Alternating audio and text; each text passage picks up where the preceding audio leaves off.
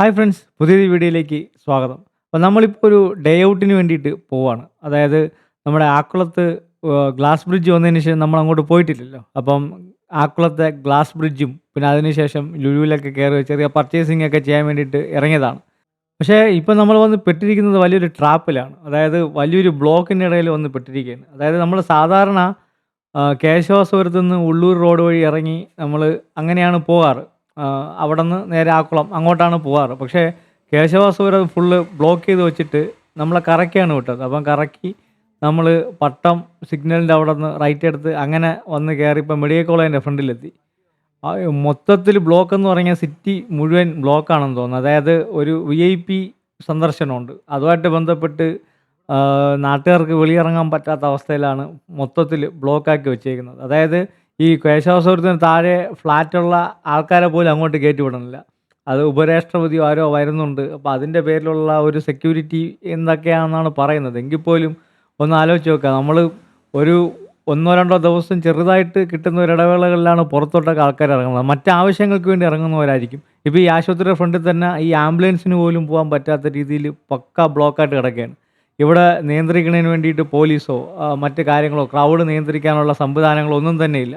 അപ്പം പെട്ടെന്നൊരു എമർജൻസി ആയിട്ട് ഒരാളെ ആംബുലൻസിലല്ലാതെ ഒരു കാറിൽ ആണെങ്കിൽ പോലും ഇവിടെ കൊണ്ടുവന്നു കഴിഞ്ഞാൽ ഈ ബ്ലോക്കിൽ കിടന്ന് ഏകദേശം ആ രോഗിയുടെ ഏകദേശം ഒരു അവസ്ഥ കഴിയും. പുള്ളി ഏകദേശം മരിക്കാറാകുമ്പോഴായിരിക്കും നമുക്ക് ആശുപത്രിയിൽ എത്തിക്കാൻ പറ്റുന്നത്. അറ്റ്ലീസ്റ്റ് ഈ ആശുപത്രിയുടെ ഭാഗങ്ങളിലെങ്കിലും ബ്ലോക്ക് ഇല്ലാതെ ആക്കുന്നതിന് വേണ്ടിയുള്ള സജ്ജീകരണങ്ങൾ ചെയ്യാമായിരുന്നു. അപ്പോൾ ഒരു VIP വരുന്നു എന്ന് പറയുമ്പോഴത്തേക്ക് നാട്ടിലുള്ള ആൾക്കാർക്ക്, അതായത് നമ്മളെ ജനാധിപത്യ രാജ്യമാണല്ലോ, അപ്പോൾ നമുക്കൊരു ഒരു നമ്മുടെ ആവശ്യങ്ങൾ നടക്കാൻ സാധിച്ചില്ല എന്നുണ്ടെങ്കിൽ പിന്നെ എന്തോന്ന് ജനാധിപത്യമാണ്. അങ്ങനെ അവസാനം ഏകദേശം ഉള്ളൂരെത്താറായപ്പോഴത്തേക്കും ബ്ലോക്കിൽ നിന്ന് നമുക്ക് രക്ഷപ്പെട്ട് ഏകദേശം മെഡിക്കൽ കോളേജിൽ നിന്ന് ഉള്ളൂർ വരെ ഏകദേശം 1.5 മണിക്കൂറിന് മുകളിൽ നമ്മൾ ബ്ലോക്കിൽ കിടന്നിട്ടുണ്ട്. മൊത്തം നോക്കിയാൽ 1-2 മണിക്കൂർ ബ്ലോക്കിൽ കിടന്നാണ് ഇപ്പോൾ ഡെസ്റ്റിനേഷനിൽ എത്തുന്നത്. നമ്മൾ നീണ്ട ട്രാഫിക്കാണ്, അതായത് മണിക്കൂറുകളോളം ട്രാഫിക്കിന് കിടന്നിട്ട് നമ്മളിപ്പോൾ ഇവിടെ എത്തിയിട്ടുണ്ട്. ഇവിടെ ഇപ്പം ബാരിക്കേഡ് വെച്ചിട്ടുണ്ട്. ഇതോ ഏതോ ഒരു ക്നാപ്പിങ് വരുന്നുണ്ടെന്നാണ് പറയണത്. അപ്പം അതുമായിട്ട് ബന്ധപ്പെട്ട് അതാണ് പുള്ളിക്കാരൻ വരണമെന്നും പറഞ്ഞ് ഇവിടെ ലോകത്തില്ലാത്ത തിരക്കും ലോകത്തില്ലാത്ത റെസ്ട്രിക്ഷൻസും ഒക്കെയാണ്. അപ്പോഴത്തേക്കും വണ്ടി ഇവിടെ എവിടെയെങ്കിലും പാർക്ക് ചെയ്യാമൊക്കെ ഒന്ന് നോക്കിയിട്ട് ഇവിടെ പാർക്ക് ചെയ്തിട്ടുണ്ട്. ഇനി ഇവിടെ നേരത്തെ മാറ്റാൻ പറയുമെന്ന് അറിയത്തില്ല.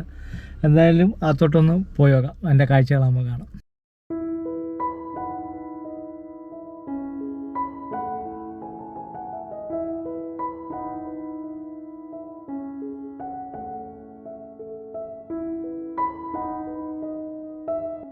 അപ്പോൾ ആക്കുളം ടൂറിസ്റ്റ് വില്ലേജ് എന്ന് പറയുന്നത് ഒരു ഫാമിലി ആയിട്ട് ഒരു ദിവസം അടിച്ചു പൊളിക്കാൻ പറ്റിയൊരു സ്ഥലമാണ്. കാര്യം പ്രത്യേകിച്ച് കുട്ടികളൊക്കെ കൂടെ ഉണ്ടെങ്കിൽ അവർക്ക് ഒരുപാട് ആക്ടിവിറ്റീസും കാര്യങ്ങളൊക്കെ ഇവിടെ ഉണ്ട്. കുട്ടികൾക്കായിരുന്നാലും മുതിർന്നവർക്കായിരുന്നാലും. അപ്പോൾ ഇവിടെയാണ് ടിക്കറ്റിംഗ് കൗണ്ടർ. നമുക്ക് ആദ്യം ഫസ്റ്റ് തന്നെ എൻട്രി ടിക്കറ്റ് എടുക്കണം. എൻട്രി ടിക്കറ്റ് വരുന്നത് അഡൾട്ട്സിന് 40 രൂപയും കുട്ടികൾക്ക് 25 രൂപയുമാണ് എൻട്രി ടിക്കറ്റ് വരുന്നത്. അപ്പോൾ ഇതിനകത്ത് ബാക്കി ആക്ടിവിറ്റീസിനുള്ള ടിക്കറ്റൊക്കെ തന്നെ നമ്മൾ അകത്ത് കയറിയതിന് ശേഷം അവിടെ കൗണ്ടറുണ്ട്. ഈ ആക്ടിവിറ്റി ഏരിയസിന് വേണ്ടിയിട്ട് കൗണ്ടറുണ്ട്. ആ കൗണ്ടറിൽ നിന്ന് നമ്മൾ എടുത്തിട്ട് നമുക്ക് ആക്ടിവിറ്റീസ് ചെയ്താൽ മതി. ഇപ്പം നമ്മൾ 4 പേർക്ക് 40 രൂപ വെച്ച് 160 രൂപ ടിക്കറ്റ് എടുത്ത് നമ്മൾ അകത്തോട്ട് കയറണം.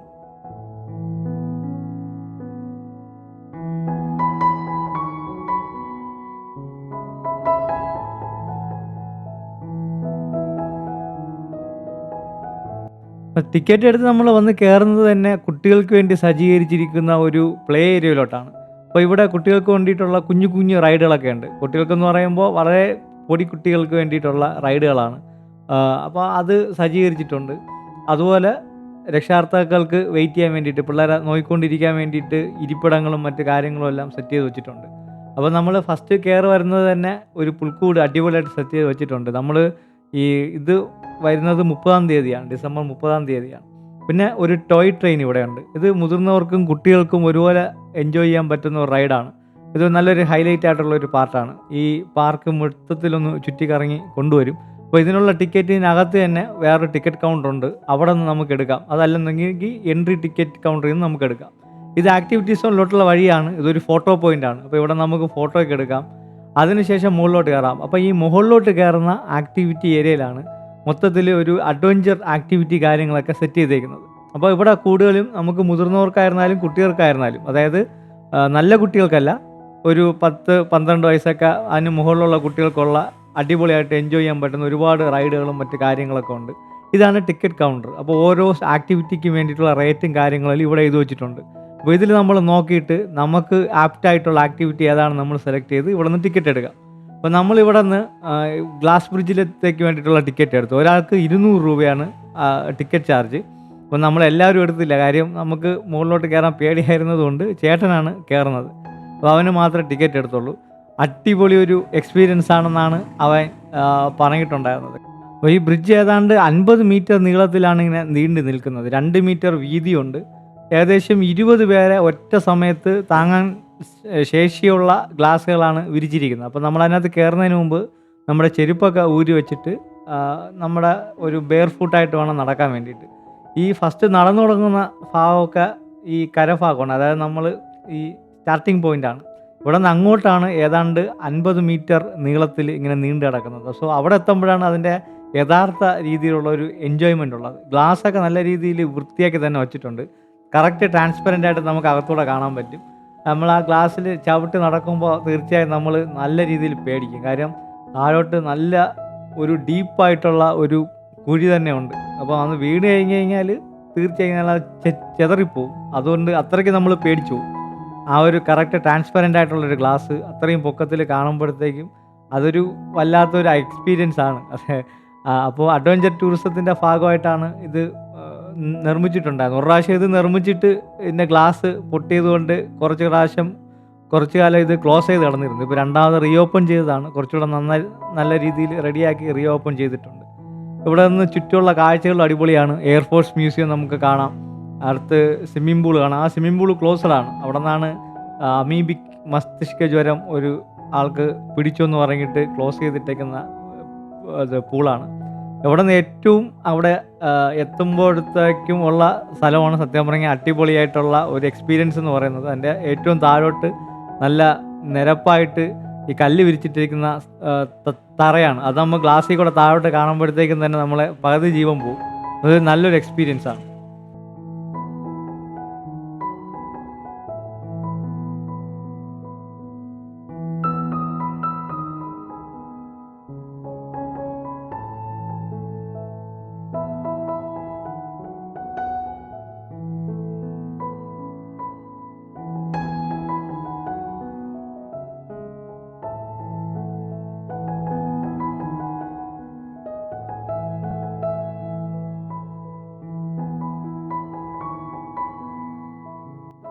ഈ ഭാഗത്തു നിന്നിട്ടുള്ള കാഴ്ച അടിപൊളിയാണ്.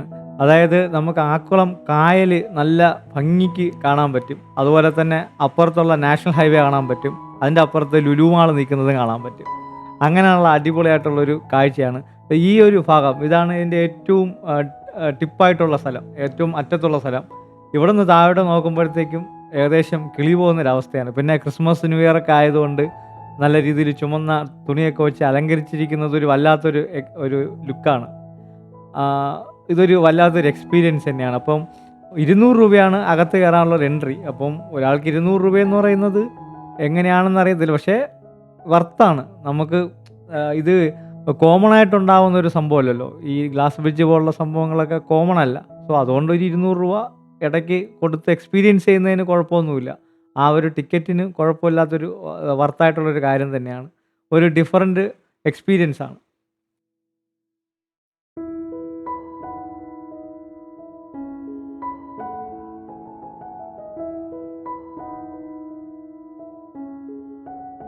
അപ്പോൾ ഇവിടെ നിന്നപ്പോൾ എനിക്ക് തോന്നിയ ഒരു കാര്യം എന്താണെന്ന് വെച്ച് കഴിഞ്ഞാൽ, നമ്മൾ കന്യാകുമാരിയിൽ ഗ്ലാസ് ബ്രിഡ്ജ് വന്നപ്പോഴത്തേക്കും എല്ലാവരും അങ്ങോട്ട് പോകുന്ന കുറേ വീഡിയോസ് കണ്ടിട്ടുണ്ടായിരുന്നു.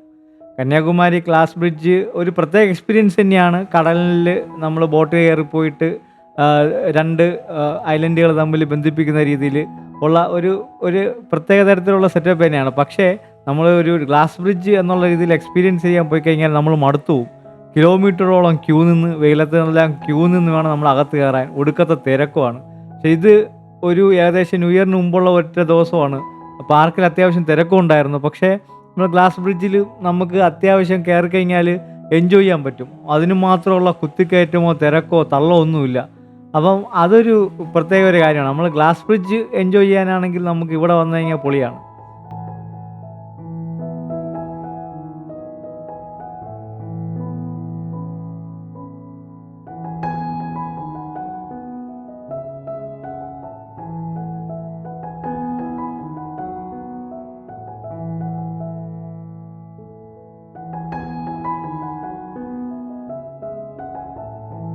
നമ്മൾ ഗ്ലാസ് ബ്രിഡ്ജിൽ നിന്നൊക്കെ ഇറങ്ങി അടുത്ത അഡ്വഞ്ചർ എന്താണെന്ന് ഇങ്ങനെ തേടി നടന്നപ്പോഴാണ് ദാ ഈ ഒരു ഭാഗം കണ്ടത്. അപ്പോൾ ഇവിടെ നമുക്ക് കോംബോ ആയിട്ട് കൊടുക്കാം, അല്ലെങ്കിൽ ഒരു ഭാഗമായിട്ട് എടുക്കാം. അപ്പോൾ നമ്മൾ എടുത്തേക്കുന്നത് ഒരു ഭാഗമാണ്, അതായത് എക്സ് വാക്ക് എന്ന് പറയുന്നുണ്ട്.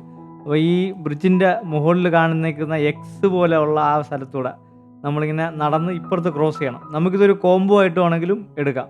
അപ്പോൾ അതിന് 100 രൂപയാണ് ഈ ഒറ്റ പോർഷന് വേണ്ടിയിട്ടുള്ളത്. അപ്പോൾ അതിൽ ഗായുവാണ് അതിൻ്റെ മുകളിൽ കയറാൻ വേണ്ടിയിട്ടുള്ള സാഹസം ഏറ്റെടുത്തിരിക്കുന്നത്. അപ്പം അത് നമ്മൾ ചെയ്യുന്നതിന് മുമ്പ് നമുക്ക് സേഫ്റ്റി ബെൽറ്റ് കാര്യങ്ങൾ എല്ലാവരും ഇട്ട് തരും. എന്നിട്ട് നമ്മളെ മുകളിൽ കയറുമ്പോഴത്തേക്കും അവിടെയും കുറച്ച് സേഫ്റ്റി ബെൽറ്റും കാര്യങ്ങളൊക്കെ ഉണ്ട്, അതെല്ലാം അവർ ഇട്ട് തരും. അതിനുശേഷം നമ്മൾ ഈ ഒരു എക്സ് വാക്ക് ക്രോസ് ചെയ്ത് ഇപ്പുറത്ത് വരണം. അതാണ് ചലഞ്ച്.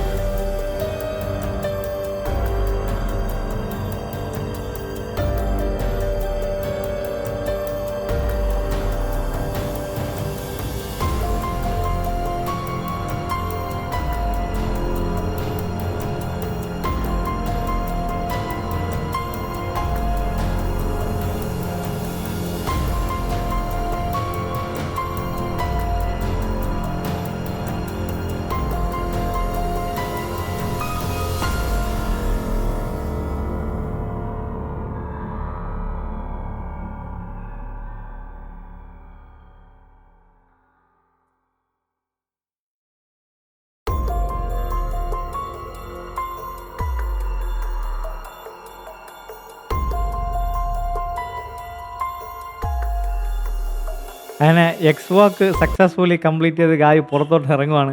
കാര്യം നമുക്ക് ഭയങ്കര പേടിയുണ്ടായിരുന്നു കേട്ടോ. ഇത്രയും മുകളിൽ വച്ച് ചെയ്യുമ്പോഴത്തേക്കും നമുക്ക് ഈ ഉയരം നമുക്ക് പേടിയാണല്ലോ. ചെറിയൊരു ഉയരമാണെങ്കിൽ നമുക്ക് പേടിയാണ്. പക്ഷേ അതൊരു കിടിലായിരുന്നു. നമ്മൾ പേടിച്ച പോലെയൊന്നും സംഭവിച്ചില്ല. കാര്യം ഈ സേഫ്റ്റി കാര്യങ്ങളെല്ലാം പൊളിയാണ്. ഇപ്പോൾ മുകളിൽ നമ്മൾ എന്തെങ്കിലും ഇപ്പോൾ ചറുക്കി വീണ് കഴിഞ്ഞാലും തൂങ്ങിക്കിടക്കാൻ കണക്കിന് അവർ സേഫ്റ്റി ബെൽറ്റൊക്കെ ഇട്ട് തരും. പിന്നെ ഇതുപോലെ ഒരുപാട് ആക്ടിവിറ്റീസ് ഉണ്ട് കേട്ടോ. ഇതുപോലെ ഈ സിപ്പ് ലൈൻ ഉണ്ട്, അതുപോലെ തന്നെ ഈ സിപ്പ് ലൈനിൽ കൂടെ തന്നെ സൈക്ലിങ് അങ്ങനെയൊക്കെ ഉണ്ട്. അപ്പം ഇതെല്ലാം കണ്ടു നിന്നിട്ട് നമ്മൾ അടുത്ത് ഷൂട്ടിംഗ് റേഞ്ചിലോട്ട് പോയിക്കാണ്. ഇതും 100 രൂപയാണ് 5 ഷോട്ട്. അതായത് നമുക്ക് 5 ഷോട്ടിനും 5 ഗണ്ണ് സെലക്ട് ചെയ്യാം. എന്നിട്ട് അവൻ്റെ ആ ഒരു ഭാഗത്തായിട്ട് കുറച്ച് ബോൾസ് വെച്ചിട്ടുണ്ട്. അപ്പോൾ അതിൽ കൊള്ളിക്കുക എന്നുള്ളതാണ് ചലഞ്ച് എന്ന് പറയുന്നത്. അപ്പം നമുക്ക് ഓരോ ഷോട്ട് കഴിയുമ്പോഴും ഓരോ ഇത് സെലക്ട് ചെയ്യാം. എയർ ഗണ്ണാണുള്ളത്.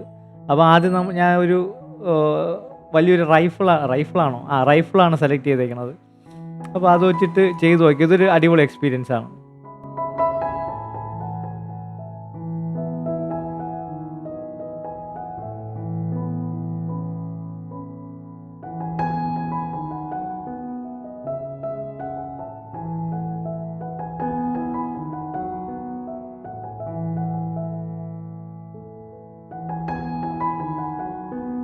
അങ്ങനെ 5 ഷോട്ടും കംപ്ലീറ്റ് ചെയ്തു. പക്ഷേ 5 ഷോട്ടും വേസ്റ്റായി. ഒന്നുപോലും ലക്ഷ്യസ്ഥാനത്ത് കൊണ്ടില്ല.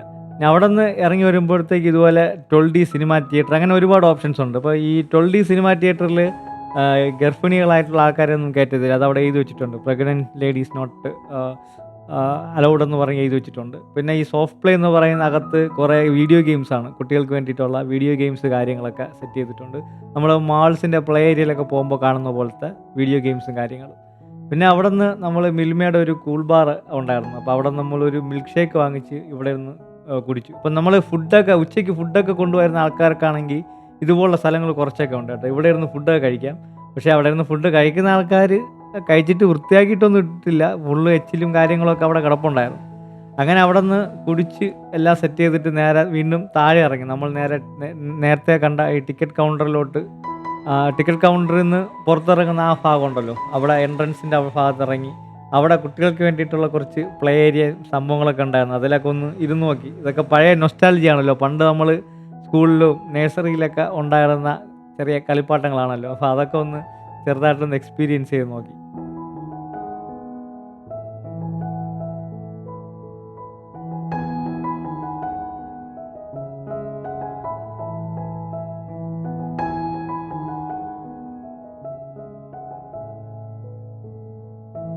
അപ്പം നമ്മൾ നേരത്തെ കണ്ട ഈ പ്ലേ ഏരിയയുടെയൊക്കെ റൈറ്റ് സൈഡിലായിട്ട് ഒരു ഭാഗത്താണ് മറ്റ് ആക്ടിവിറ്റീസ് അറേഞ്ച് ചെയ്തിട്ടുള്ളത്. അതായത് air force museum, swimming pool, music fountain, അതുപോലെ കയാക്കിങ്, ബോട്ടിങ് അങ്ങനെയുള്ള സംഭവങ്ങളൊക്കെ. അപ്പോൾ അതിനുള്ള ടിക്കറ്റ് കൗണ്ടർ പ്രത്യേകിച്ച് ഇതിനകത്ത് തന്നെ ഉണ്ട്. അതായത് ടിക്കറ്റ് നമ്മളെ മെയിൻ ടിക്കറ്റ് കൗണ്ടറിൽ നിന്നും എടുക്കാം.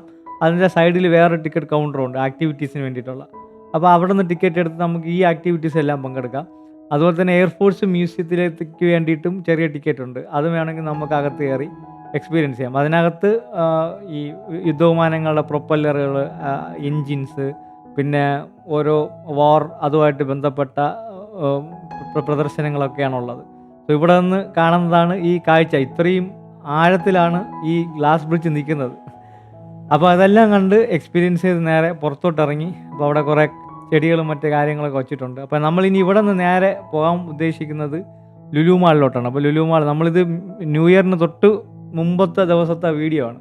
അപ്പോൾ നമ്മൾ ന്യൂ ഇയർ സെലിബ്രേഷൻ ചെയ്യുന്നതിന് വേണ്ടിയിട്ട് അത്യാവശ്യം കുറച്ച് സാധനങ്ങളൊക്കെ മേടിക്കണം, ചെറിയൊരു ഷോപ്പിംഗ് അങ്ങനെയൊക്കെ മനസ്സിൽ വിചാരിച്ചിട്ടാണ് ഇറങ്ങിയത്. അപ്പം ആക്ടിവിറ്റീസും കാര്യങ്ങളെല്ലാം എൻജോയ് ചെയ്തു. ഇനി നമ്മൾ നേരെ ലുലുവിലോട്ടാണ് പോകുന്നത്.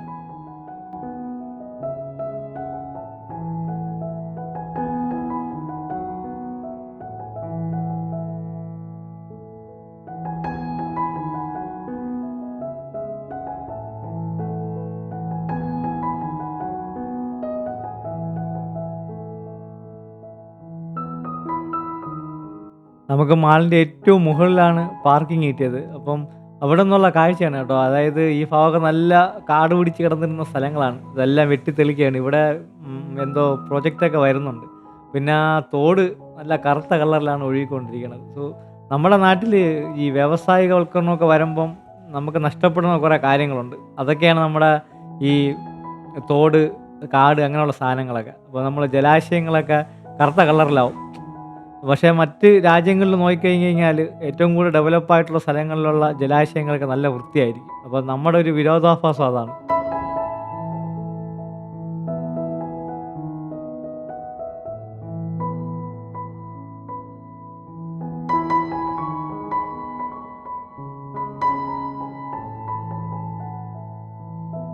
സാധാരണ വർക്കിംഗ് ഡേകളിലാണ് ഇതുപോലത്തെ എന്തെങ്കിലും ഒരു പർച്ചേസിങ്, ഔട്ടിംഗ് ഒക്കെ ഉണ്ടെങ്കിൽ നമ്മൾ ഓക്കെ ആക്കി വയ്ക്കുന്നത്. അതിൻ്റെ പ്രധാനപ്പെട്ട കാരണം തിരക്ക് കുറയാൻ വേണ്ടിയിട്ടാണ്. പക്ഷേ ഇത് ഒരു ബുധനാഴ്ചയാണ്. ഇപ്പോൾ ന്യൂ ഇയറിൻ്റെ തലേദിവസം ആയതുകൊണ്ടായിരിക്കാം നല്ല അസാധ്യമായിട്ടുള്ള തിരക്കാണ് കേട്ടോ.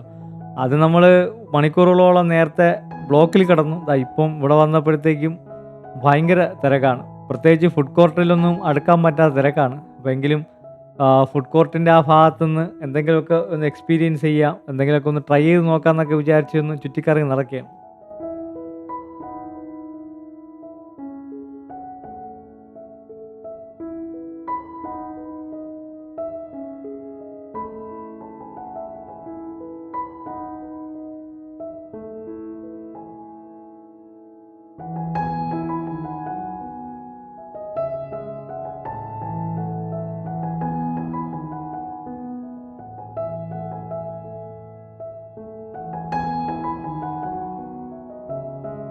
പിന്നെ ഞാൻ നോട്ട് ചെയ്തിട്ടുള്ള ഒരു കാര്യമെന്ന് പറയുന്നത്, നമ്മളെ ട്രിവാൻഡ്രം ലുലുവിൽ സാധാരണ ക്രിസ്മസ്, ന്യൂ ഇയറൊക്കെ ആകുമ്പം കുറച്ച് ഈ ഡെക്കറേഷൻസൊക്കെ കുറച്ച് അടിപൊളിയാണ്. നമ്മൾ അത് കാണാൻ വേണ്ടിയിട്ട് ചില സമയങ്ങളിൽ പോകാറുണ്ട്. പക്ഷേ ഇത്തവണ എന്തോ അത് അത്രയ്ക്ക് ഒരു എഫക്റ്റീവായിട്ട് തോന്നിയില്ല. ഭയങ്കര ഒരു രസമുള്ള ഒരു ഡെക്കറേഷൻസോ കാര്യങ്ങളോ ആയിരുന്നില്ല. പക്ഷേ കൊച്ചി ലുലുവിൽ ഇതിൻ്റെ ഇടയ്ക്ക് ഞാൻ പോയിട്ടുണ്ടായിരുന്നു. അവിടെ അടിപൊളിയായിട്ട് സെറ്റ് ചെയ്ത് വെച്ചിട്ടുണ്ട്. കുറച്ച് ഫോട്ടോ എടുക്കാനൊക്കെ കുറച്ച് അടിപൊളിയാണ്. അപ്പോൾ ഒരു ക്രിസ്മസിൻ്റെ കട്ട വൈബ് അവിടെ നമുക്ക് ഫീൽ ചെയ്യുന്നുണ്ട്. പക്ഷേ ഇവിടെ എന്ത് പറ്റിയെന്ന് അറിയത്തില്ല. കഴിഞ്ഞ വർഷമൊക്കെ അത്യാവശ്യം അടിപൊളിയായിരുന്നു. എങ്കിലും കുറേയൊക്കെ ചെയ്യാൻ ശ്രമിച്ചിട്ടുണ്ട് ഡെക്കറേഷൻസും കാര്യങ്ങളൊക്കെ. എങ്കിലും നമ്മളൊരു ക്രിസ്മസ്, ന്യൂ ഇയർ വൈബിൽ നമ്മൾ കുറച്ച് പ്രതീക്ഷിക്കും. കാര്യം എല്ലാ വർഷവും അടിപൊളിയായിട്ട് ചെയ്യാറുള്ളതാണ്. ഈ ഭാഗത്തൊക്കെ വലിയൊരു ക്രിസ്മസ് ട്രീ ഒക്കെ വരാറുള്ളതാണ്. ഇത്തവണ ഇതൊന്നും അത്ര അവരത് ശ്രദ്ധിച്ചിട്ടില്ല എന്നാണ് എനിക്ക് തോന്നുന്നത്.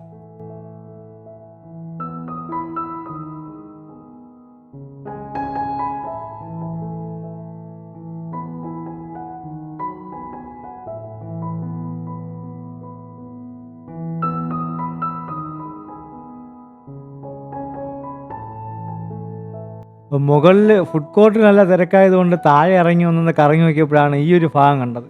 ഇത് നമ്മുടെ ലുലു ഹൈപ്പർ മാർക്കറ്റിൻ്റെ എക്സിറ്റിൻ്റെ ആ ഭാഗത്തുള്ള ഒരു ചെറിയൊരു ഫുഡ് സ്ട്രീറ്റ് അവർ സെറ്റ് ചെയ്തേക്കുന്നതാണ്. ക്രിസ്മസ് ന്യൂ ഇയർ സ്പെഷ്യലായിട്ടുള്ളൊരു ഫുഡ് സ്ട്രീറ്റ്.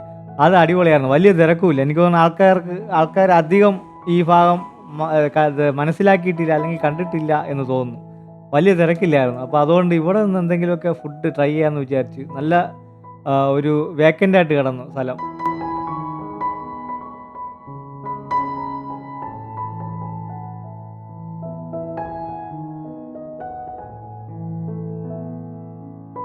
അപ്പോൾ ഇത് ലുലു ഹൈപ്പർ മാർക്കറ്റിനകത്ത് ഫുഡ് കാര്യങ്ങളൊക്കെ ഉണ്ടാക്കുന്ന അവരുടെ ഒരു കൗണ്ടറാണ് കേട്ടോ. അപ്പം ഇവിടെ ഒരുപാട് വിഭവങ്ങളൊക്കെ ഉണ്ട്. അപ്പോൾ ആദ്യം നമ്മൾ കുറച്ച് 4 ചായ പറഞ്ഞു. ചായ പറഞ്ഞതിന് ശേഷം ആണ് അവിടെ 120 രൂപയ്ക്ക് ഈ ബീഫും പഴംപൊരിയും കോംബോ ഉണ്ട്. അതും കൂടെ മേടിച്ചു. അടിപൊളിയായിരുന്നു. സത്യം പറഞ്ഞാൽ ബീഫ് ഭയങ്കര ടേസ്റ്റായിരുന്നു. പഴംപൊരിയും ബീഫും നല്ല ഒരു കോമ്പിനേഷനുമായിരുന്നു. അപ്പം നമ്മൾ ആദ്യമായിട്ടാണ് ഈ ഒരു കോമ്പിനേഷൻ ട്രൈ ചെയ്ത് നോക്കുന്നത്. അത് ഭയങ്കര നല്ല ഇഷ്ടപ്പെട്ടു. അവിടെ നിന്ന് നമ്മൾ കറങ്ങി തിരിഞ്ഞ് നേരെ വീണ്ടും ഫുഡ് കോർട്ടിലോട്ട് കയറി. അവിടെ നിന്ന് നമ്മൾ അവൽ മിൽക്ക് ട്രൈ ചെയ്തു. ബൂസ്റ്റ് അവൽ മിൽക്കാണ്. അടിപൊളിയായിരുന്നു കേട്ടോ. നല്ല ടേസ്റ്റി സാധനം. ഇത് നമ്മൾ ഇടയ്ക്കിടയ്ക്ക് ഇവിടെ വരുന്ന സമയത്ത് ഇടയ്ക്ക് കുടിക്കാറുള്ളതാണ്. ഇത് നോർമൽ അവൽ മിൽക്കാണ്. അല്ലാതെ കുറച്ച് ഈ ഫലൂഡ പോലെയൊക്കെ ഇരിക്കുന്ന കുറച്ച് വെറൈറ്റി അവൽ മിൽക്കൊക്കെ നമ്മൾ ട്രൈ ചെയ്യാറുണ്ട്. പിന്നെ അവിടെ നിന്ന് നമ്മൾ വീണ്ടും നേരെ ചെന്നത് ഹൈപ്പർ മാർക്കറ്റിലാണ്. ഹൈപ്പർ മാർക്കറ്റിൽ ഇങ്ങനെ കറങ്ങി നടന്ന് ആവശ്യമുള്ള കുറച്ച് കാര്യങ്ങളൊക്കെ പർച്ചേസിങ്ങും കാര്യങ്ങളൊക്കെ ചെയ്തു.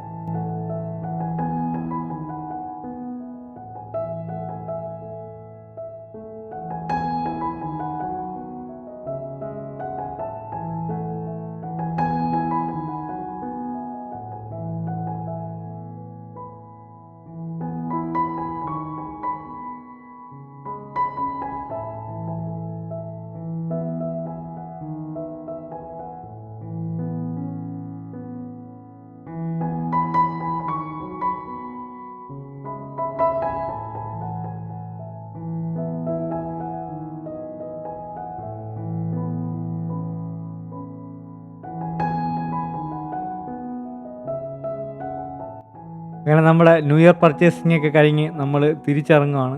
അപ്പോൾ ഇന്നത്തെ വീഡിയോ ഇതൊക്കെയാണ്. അടിപൊളിയായിരുന്നു. ഒരു ദിവസം നല്ല രീതിയിൽ എൻജോയ് ചെയ്തു.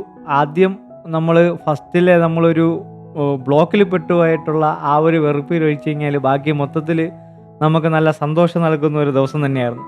അപ്പോൾ കഴിഞ്ഞ കുറച്ച് വീഡിയോസൊക്കെ എല്ലാവരും നല്ല രീതിയിൽ സപ്പോർട്ട് ചെയ്തു. അപ്പം ഈ വീഡിയോസിനും ആ രീതിയിലുള്ള സപ്പോർട്ട് തന്നെ പ്രതീക്ഷിക്കുന്നു. അപ്പോൾ നിങ്ങളുടെ അഭിപ്രായങ്ങളും കാര്യങ്ങളും എന്തെങ്കിലുമൊക്കെ പറയാനുണ്ടെങ്കിൽ അതെല്ലാം തീർച്ചയായും കമൻറ്റായിട്ട് രേഖപ്പെടുത്തുക. എന്തെങ്കിലും നിർദ്ദേശങ്ങളൊക്കെ ഉണ്ടെങ്കിൽ തീർച്ചയായും കമൻറ്റ് ചെയ്യുക. അപ്പോൾ വീഡിയോ ഒന്ന് ലൈക്ക് ചെയ്യുക. നമ്മുടെ ചാനലൊന്ന് സബ്സ്ക്രൈബ് ചെയ്യുക. നമുക്ക് മറ്റൊരു വീഡിയോ കാണാം. അതുവരേക്കും